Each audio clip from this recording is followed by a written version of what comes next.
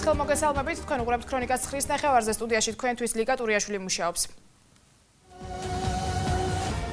ძლიერი რეგიონი, ძლიერი საქართველოსთვის პროექტის ფარგლებში დღეს ირაკლი ღარიბაშვილი ქვემო ქართლში ბიზნეს სექტორის წარმომადგენლებს შეხვდა.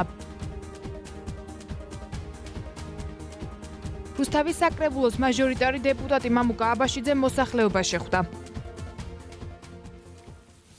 ძლიერი რეგიონი, ძლიერი საქართველოსთვის პროექტის ფარგლებში დღეს მთავრობის მეთაური ირაკლი ღარიბაშვილი ქვემო ქართლში მოქმედ ბიზნეს სექტორის წარმომადგენლებს შეხვდა. შეხვედრას ქრონიკის ჟურნალისტი მარიამ სოლოღაშვილი ესწრებოდა, რომელიც თემის დეტალებს ახლა პირდაპირ ეთერში გაგვაცნობს. ახალი სამთავრობო პროექტის პრეზენტაცია დღეს საქართველოს პრემიერ-მინისტრმა ეკონომიკური გუნდის წევრებთან ერთად ქვემო ქართლში არსებულ ბიზნეს სექტორის წარმომადგენლებს წარუდგინა. მთავრობის მეთაურმა რეგიონში არსებულ ეკონომიკურ პოტენციალზე ისაუბრა და ბიზნესმენებს მათი საქმიანობის განვითარებაში სრული მხარდაჭერა აღუთქვა. შეხვედრას ქვემო ქართლის გუბერნატორი, მუნიციპალიტეტების გამგებლები და რუსთავის მერი ესწრებოდა. პრემიერმა დღესვე ბიუჯეტის ხარჯვითი ნაწილის შესრულებასთან დაკავშირებით ინფორმაცია მოისმინა და ამ კუთხით ხელმძღვანელ პირებს გააქტიურებისაკენ მოუწოდა. რეგიონების განვითარებაზე, სწორედ რეგიონების ფეხზე დაყენება, გაძლიერება არის ჩვენი მთავარი ამოცანა და პრიორიტეტი. ასევე მინდა გითხრათ, რომ ჩვენი მთავრობის მიერ 2 წლის განხორციელებული პროექტები არის უპრეცედენტო, ასეთი ოდენობის, ასეთი მასშტაბის სამუშაოები რეგიონებში არ განხორციელებულა და ასეთი ყურადღება ცენტრალური მთავრობიდან არ ყოფილა ბოლო 10 წლის განმავლობაში. თქვენ შეგიძლიათ რეალური პროექტები, განხორციელებული სამუშაოები დაათვალოთ და ნახოთ. მე კონკრეტულ ფაქტები მოვიყვანე. ჩვენი მთავარი ამოცანაა, რომ საქართველოში არსებული თითოეული რესურსი, თითოეული პოტენციალი, იქნება ეს ადამიანური თუ ბუნებრივი რესურსები, იქნას გამოყენებული გონივრულად, მაქსიმალურად ეფექტურად. იმისაც რომ შევქმნათ მეტი სამუშაო ადგილები რეგიონებისთვის და რეგიონები გავაძლიეროთ და დავაყენოთ ფეხზე. ეს შეხვედრები არის დასტური იმის, რომ მთავრობას ძალიან მნიშვნელოვანი აქცენტები გადააქვს რეგიონების განვითარებაზე და სწორედ დასახელება ამ პროგრამის ძლიერი რეგიონები, ძლიერი საქართველო ამაზე მეტყველებს. დღეს ჩვენ მარნეულის რაიონში შევხვდით ადგილობრივი კომპანიების, მეწარმეების წარმომადგენლებს, მოსახლეობას და ქონდა განხილვა იმ შესაძლებლობების, რომლებიც გააჩნია ქვემო ქართლის რეგიონს მთლიანად და ეს შესაძლებლობები ნამდვილად არის შთამბეჭდავი და ამ შესაძლებლობის გამოყენებისთვის მთავრობა კერძო სექტორთან ერთად დგავს ძალიან სერიოზულ მნიშვნელოვან ნაბიჯებს. ძლიერი რეგიონი, ძლიერი საქართველოსთვის პროექტის პრეზენტაციას მარნეულში დღეს ქვემო ქართლში მოღვაწე თითქმის ყველა ბიზნესმენი ესწრებოდა. მათი განმარტებით მსგავსი ტიპის პროექტები და მეტი კომუნიკაცია მთავრობასთან ბიზნესის განვითარებისთვის აუცილებელი და მნიშვნელოვანი წინაპირობაა. პროექტი, რომელიც საქართველოს მთავრობის ინიციატივით ქვეყნის მასშტაბით ხორციელდება, მნიშვნელოვანია. აქვე მინდა აღვნიშნო, რომ ჩვენი გადაწყვეტილებით საღდრისის საბადოზე მიმდინარე სამუშაოების დროს აღმოჩენილი არქეოლოგიური ნიმუშები ეროვნულ მუზეუმს გადაეცემა. ხოლო მას შემდეგ, რაც საღდრისში მუზეუმის მშენებლობა დასრულდება, ყველა მნიშვნელოვანი ექსპონატის ნახვა დამთვალიერებელს ადგილზევე შეეძლება. საქართველოში ძალიან მნიშვნელოვანი არის რეგიონების განვითარების პროექტი.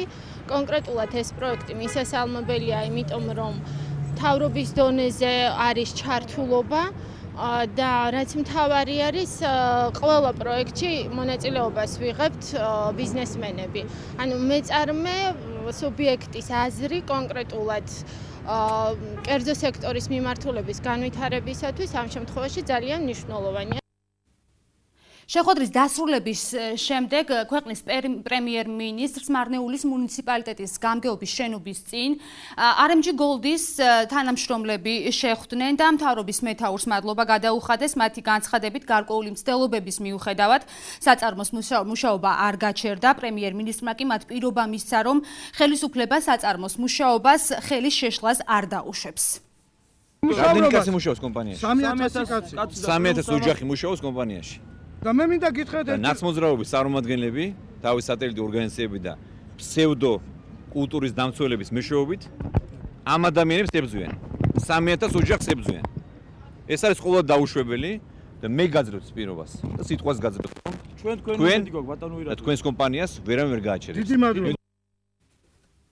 აღსანიშნავია, რომ რეგიონის განვითარების პროგრამაში აქტიურად იქნება ჩართული კერძო სექტორი და ადგილობრივი მოსახლეობა. პრემიერ-მინისტრი კი რეგიონების ეკონომიკური პოტენციალის პრეზენტაციას ეტაპობრივად ყველა რეგიონში გამართავს. პირდაპირ ეთერში მარიამ სოლოღაშვილი საუბრობდა. მადლობა მარიამ. და დღის სხვა სიახლეები. რუსთავის საკრებულოს მაჟორიტარი დეპუტატი მამუკა აბაშიძე მოსახლეობას შეხვდა. შეხვედრა დავით გარეჯის პირველ ნომერში გაიმართა. ყველაზე მნიშვნელოვანი საკითხი, რომელიც აღნიშნული ქუჩის მაცხოვრებლებს აწუხებთ, დამისამართების პრობლემაა. შეხვედრა საკრებულოს თავმჯდომარის მოადგილე დინო ლომიძეც ესწრებოდა. არ არის ნაციონალური. ვხვდებით გარეჯის პირველ ნომერში მოსახლეობას. აქ არის ბინების დაკანონების პრობლემაც და ეს ეკონომიკის სამინისტროს პრეროგატივაა, ასევე ვისმენთ სხვა პრობლემებს და მიუხედავად იმისა, რომ წინაშე საარჩევნო ჩვენ ავღრიცხეთ ყველა პრობლემა, ხელახლა ვიწყებთ შემოვლას მთელი ოლქის, რომ ახალი რა დაგვემატა, რა პრობლემები გაჩნდა და კიდევ ერთხელ რომ მოусმინოთ მოსახლეობას და შეძლებს დაგვარა დაუკმაყოფილოთ მათი მოთხოვნილებები. მოსახლეობას მივეცით დაპირება, რომ მათი მოთხოვნა, ნომერი პირველი მოთხოვნა იყო, რომ გადახურვა სჭირდებოდათ, გადახურვა თითქმის უკვე მთავრდება და გადაწყვეტილება მივიღეთ, რომ მოსულიყავით და გვენახა ეს თუ რა ფაზაში იყო. სახურავი იყო ყველაზე დიდი პრობლემა, მოგვარდა გარეგანათება, 86 ბავშვი არის, სტადიონი არ გვაქვს, სათამაშოები არ აქვთ და რა ვიცი, წყალკანალი მოსაწესრიგებელია. დასაკანონებელია, ნახევარი ფართები დაკანონებულია, ნახევარი დასაკანონებელია, რაც დიდ პრობლემას წარმოადგენს. რუსთავის ბაგაბაღების გაერთიანების ხელმძღვანელი მშობელთა კომიტეტის თავმჯდომარეებს შეხვდა. შეხვედრა კულტურის სახლში გაიმართა. საუბარი გიორგი მაღლაფერიძესა და მშობლებს შორის ბაღებში მიმდინარე სიახლეებსა და პროცესებს შეეხებოდა. როგორც ბაგაბაღების გაერთიანების ხელმძღვანელმა განმარტა, მსგავსი შეხვედრები და უფრო მეტი კომუნიკაცია ძალიან მნიშვნელოვანია. დღევანდელ შეხვედრაზე გახდა ცნობილი, რომ ბაღის მოსწავლეები კულტურის სახლის მიერ გამართულ საყმაწვილო სპექტაკლებს დაესწრებიან. ემთხვევა ჩვენი და პირადად ჩემი და ასევე მშობლების ინტერესი და ეს ინტერესი არის მარტივი, რაც შეიძლება უკეთესი გავხადოთ ჩვენი ბავშვებისთვის ბაღებში ყოფნა, სწავლა და ასე შემდეგ. შესაბამისად, კომუნიკაცია მშობლებთან გვაქვს ძალიან ინტენსიური, ძალიან ბევრ საკითხს წვითავთ ერთად. ბაგაბაღების გაერთიანების ხელმძღვანელთან ბატონ გიორგი მაღლაფერიძესთან ჩვენ გქონდა კონსულტაციები, გავიარეთ ეს თემა თუ როგორ უნდა მოხდეს. ბავშვების მოყვანა აქ სპექტაკლებზე დასწრება იყოს და რა ვიცი ძალიან კარგია, როდესაც ესე ურთიერთშეთანხმება ხდება. რუსთავის 16 აყაიშვილის სახელობის სასწავლო უნივერსიტეტში ენების შემსწავლელი ცენტრი გაიხსნა. მსურველებს ცენტრში შეუძლიათ ინგლისურ, რუსულ, ესპანურ და თურქულ ენებს დაეუფლონ. ვრცლად ენების ცენტრის შესახებ ნახეთ თამთა ცირამუას სიუჟეტი. სად არის სამი კაფე? აქ. 16 აყაიშვილის სახელობის სასწავლო უნივერსიტეტის ამ აუდიტორიაში სამხრეთ კორეელები ქართულ ენას ეუფლებიან. კორეელები მათთვის უცხო და საჭირო ენის შესწავლას უკვე ერთი თვეა ცდილობენ. უცხოელებმა ქართული სიტყვებისა და გრამატიკის სწავლა საბაზისო დონიდან დაიწყეს. გამოხატეს დაინტერესება შეისწავლონ ქართული ენა. მომართეს უნივერსიტეტს განცხადებით, თხოვნით, რომ ისინი ჩარიცხულიყვნენ მსმენელთა კურსებზე და შეესწავლათ ქართული ენა. ჩვენ ქართულ ენას ჯერჯერობით გავდივართ A1 დონეს. მეცადინეობა დავიწყეთ დაახლოებით 1 თვეა. ეს კი ლინგოფონის კაბინეტია. აუდიტორია, სადაც უცხო ენის შესწავლა სპეციალური მოწყობილობით ხდება. აქ არსებული აპარატურა სალაპარაკო ენის ეფექტურად და მოკლე დროში შესწავლის საშუალებას იძლევა. ლინგოფონის კაბინეტი უზრუნველყოფს სტუდენტებს სხვადასხვა აუდიოვიზუალური მასალებით. ეს მასალები ეხმარება სტუდენტებს წარმატებულად განახორციელონ კომუნიკაციის უნარი და ამეტყველდნენ ინგლისურენოვანი ადამიანების მოსმენით. ენების ცენტრი 16 აყაიშვილის სახელობის სასწავლო უნივერსიტეტის ბაზაზე უკვე 1 თვეა ფუნქციონირებს. სერტიფიცირებული და სხვადასხვა უნივერსიტეტებიდან მოწვეული პროფესორები ცენტრში 5 ენას: ქართულს, ინგლისურს, რუსულს, ესპანურსა და თურქულს ასწავლიან. ძალიან მოქნილი სისტემა არის თვითონ კურსების, შესაძლებელია სხვადასხვა დროს და სხვადასხვა პროგრამით მომზადება. პარტნიორები ყავს საკმაოდ მაღალი ხარისხის უცხოეთის ცენტრები, ანუ ტესტირება ხდება და სერტიფიცირება შესაბამისად მსოფლიოს სტანდარტების მიხედვით. ცენტრში ენების შესწავლა ასაკობრივი კატეგორიის მიხედვითა და პროფესიული საჭიროების გათვალისწინებით ხდება. ენის შემსწავლელი გაკვეთილები ცენტრში კვირაში 3 ჯერ მიმდინარეობს. რუსთავის რესურს ცენტრში შეხვედრა გაიმართა. მოსწავლეთა თვითმმართველობების თავმჯდომარემ და სპორტის სექტორის წარმომადგენლებმა სასკოლო სპორტულ ოლიმპიადასთან დაკავშირებულ საკითხებზე იმსჯელეს. შეხვედრას საქართველოს ბავშვთა და მოსწავლეთა ახალგაზრდობის სპორტის ეროვნული ფედერაციის პრეზიდენტი ესწრებოდა. შეხვედრის ორგანიზატორებმა სკოლის მოსწავლეებს პროექტ სასკოლო ოლიმპიადებზე მინი პრეზენტაცია წარუდგინეს. პროექტის მთავარი მიზანი ეს იყო, რომ რაც შეიძლება მაქსიმალური რაოდენობა ჩაგვერთო ბავშვების სპორტში, ვინაიდან ჯანსაღი ცხოვრების წესი და ზოგადად ჯანმრთელობა ბავშვების ერთ-ერთი უმნიშვნელოვანესია ჩვენი ქვეყნისათვის და სამწუხაროდ სტატისტიკა ქვეყანაში არ არის სახარბეილო, მაგ კუთხით მჯდომარე ცხოვრების წესი ძალიან პოპულარულია და შედეგად მივიღეთ ის, რომ ძალიან ბევრია ბავშვებში დარღვევები განვითარების თვალსაზრისით. მოდელის შეხვედრა მიზნად ისახავდა ახალგაზრდა სპორტული ოლიმპიადების განხორციელებას, რომელიც სკოლებში გაიმართება სასკოლო ოლიმპიადების სახით და დღეს მოწვეულები არიან სპორტული სექციის ხელმძღვანელები სკოლებში, თვითმმართველობის წარმომადგენლები, ერთობლივად ისინი განახორციელებენ ასე ვთქვათ სკოლაში ამ ქმედებებს, ორგანიზებას გაუკეთებენ გუნდების მობილიზებას. უცხოენის კვირეული რუსთავის მეათე საჯარო სკოლაში სკოლის მოსწავლეებმა სხვადასხვა ქვეყნის კულტურა და ტრადიციული სამზარეულო წარმოადგინეს. სიმბოლური გამოფენა 6 ქვეყანას საერთიანებდა. მოსწავლეებმა ფორმალური ვიზებიც დაამზადეს, რომლის საშუალებითაც ღონისძიებაზე მისულ სტუმრებს სხვადასხვა ქვეყანაში მოხვედრის საშუალება ჰქონდათ. ღონისძიებას დღეს საკრებულოს წევრი მამუკა მიქაუტაძე ესწრებოდა. მსოფლიო დროშების ფერებით ასე ქვია ამ ღონისძიებას.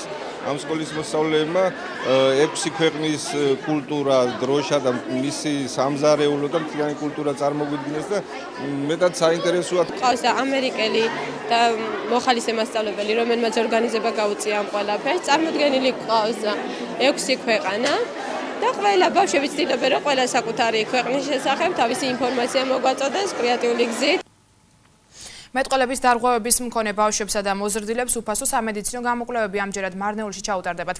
სამედიცინო გასინჯები მარნეულის საავადმყოფოში დილის 10 საათიდან დაიწყება და რამდენიმე საათის განმავლობაში გაგრძელდება. მოსახლეობას კლინიკა ლოგომედის ექიმები გაუწევენ რეკომენდაციებს. აქცია იგეგმება წალკაშიც, წალკაში უფასო გასინჯები კვირას დღის მეორე ნახევარში დაიწყება. აქცია ქვემო ქართლის სამხარეო ადმინისტრაციის ინიციატივითა და ორგანიზებით ჩატარდება.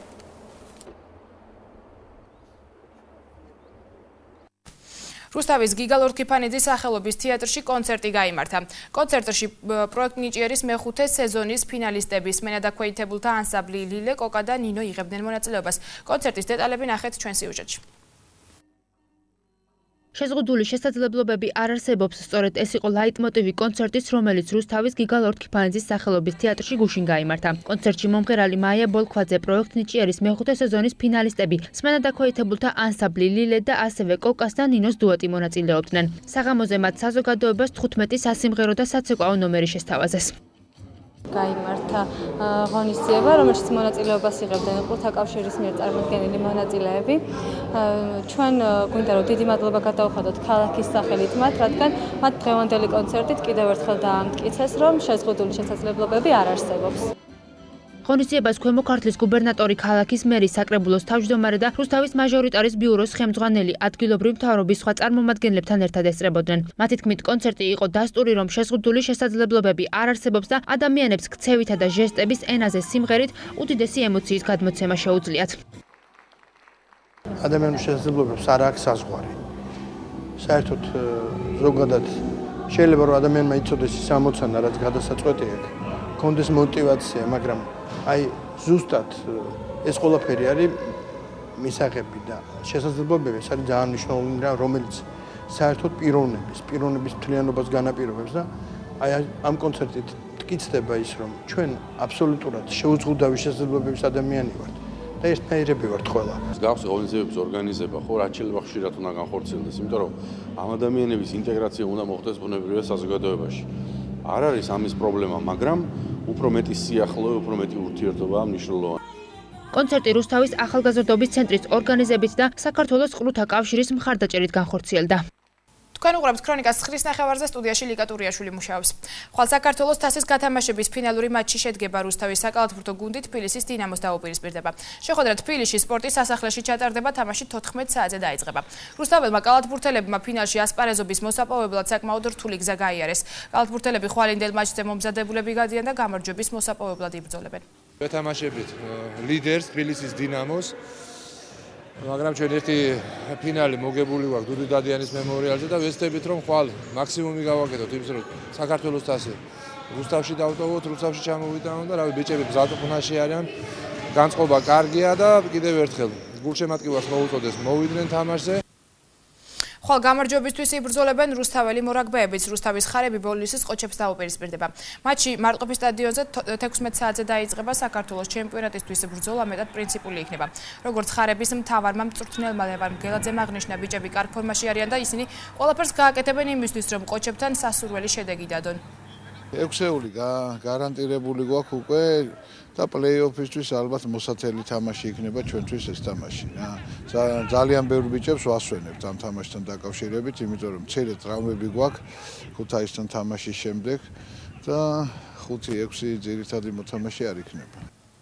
რუსთაველი ფეხბურთელების კიდევ ერთი წარმატება საბერძნეთში. 2001-2002 წლებში დაბადებული სპორტსმენებით დაკომპლექტებულმა გუნდმა საბერძნეთის საფეხბურთო გუნდი დაამარცხა. შეხვედრა რუსთაველ ფეხბურთელებსა და ბერძნულ გუნდ ირაკლის შორის რუსთაველთა სრული უპირატესობით წარიმართა და საბოლოოდ 3-1 დასრულდა. ჩვენი ქალაქის გუნდმა წინა თამაშში კიდევ ერთ ბერძნულ გუნდთან გამანადგურებელი ანგარიშით 5-3 იმარჯვა.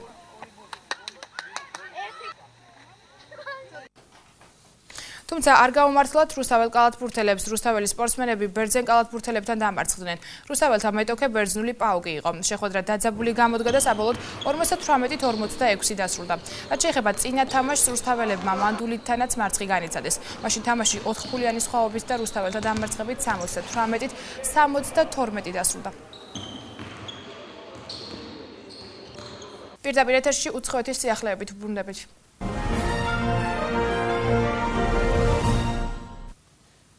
კენიის ჩრდილო-აღმოსავლეთ რეგიონში გარისას უნივერსიტეტზე თავდასხმის შედეგად შეიარაღებულმა პირებმა 147 ადამიანი მოკლეს. მათი უმრავლესობა სტუდენტია. თავდასხმა ისლამისტურმა დაჯგუფებამ ალ-შაბააბმა განახორციელა. ეს დაჯგუფების ისტორიაში ყველაზე მასშტაბური თავდასხმა იყო გუშინ გარისას უნივერსიტეტში. ათობით ადამიანი ისლამისტებს თითქმის მთელი დღის განმავლობაში ყავდათ დატყვევებული. 500-ზე მეტმა სტუდენტმა გაქცევა შეძლო, არიან დაშავებულებიც, მათი რიცხვი 80-ს აღწევს. სამხედროები სომალიში 2011 წლის ოქტომბრიდან ისლამისტების წინააღმდეგ იბრძვიან. გუშინ განხორციელებული თავდასხმის ფაქტს გაეროს გენერალური მდივანი გამოეხმაურა. პან კი მუნის განცხადებით, გაერო კენიას ტერორიზმთან ბრძოლის კუთხით დაეხმარება.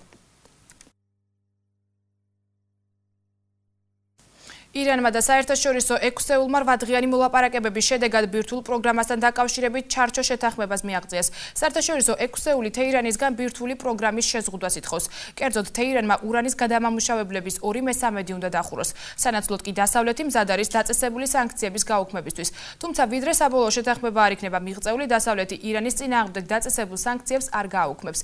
ჩარჩო შეთანხმების მიღწევას თეირანში მთელი ღამის განმავლობაში ზეიმობდნენ. მეზღვაური ლუის ჯორდანი, რომელიც ზღვაში 66 დღის განმავლობაში იმყოფებოდა, ამერიკელმა მაშველებმა ნაპირზე გამოიყვანეს. 37 წლის მეზღვაური ჩრდილოეთ კაროლინის სანაპიროდან დაახლოებით 320 კილომეტრის მოშორებით გერმანულმა ტანკერმა შენიშნა. ლუის ჯორდანი 2 თვის წინ იალქნიანი ნავით იყო გასული ოკეანეში, როდესაც ჯერჯერობით უცნობი მიზეზის გამო ნავი გადაბრუნდა. მეზღვაურმა გადარჩენა შეძლო, ის ნავის ერთ-ერთ ფრაგმენტზე იმყოფებოდა. მეზღვაური მთელი ამ ხნის განმავლობაში თევზებით იკვებებოდა და წვიმის წყალს სვამდა. მისი ოჯახის წევრებს იგი დაღუპული ეგონათ, როგორც ამერიკის შეერთებული შტატების სანაპირო დაცვის წარმომადგენლები აცხადებენ, მეზღვაური თავს კარგად გრძნობს.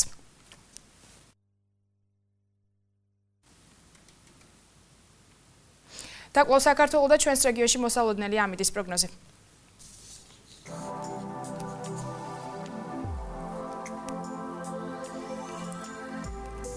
წალკაში ნავარავდევია დღისით +2, ღამით -4 გრადუსი. თეთრი წყაროში დღისით 4 გრადუსამდე გათბება ჰაერი, ღამით 1-მდე დაიწევს ტემპერატურა. რაც შეეხება დმანისაკ დღისით +1, ღამით -8 გრადუსი იქნება, ბოლნისში მოსალოდნელია დღისით 6 გრადუსი სითბო, ღამით 1 გრადუსი ყინვა. მარნეულში დღისით 8, ღამით 2 გრადუსი დაფიქსირდება, თბილისში დღისით +9, ღამით +2 გრადუსი სითბო იქნება. გარდაბაში დღისით 8, ღამით 2 გრადუსია მოსალოდნელი, ხოლო ჩვენს ქალაქში დღისით 10, ღამით კი 3 გრადუსამდე გათბება ჰაერი.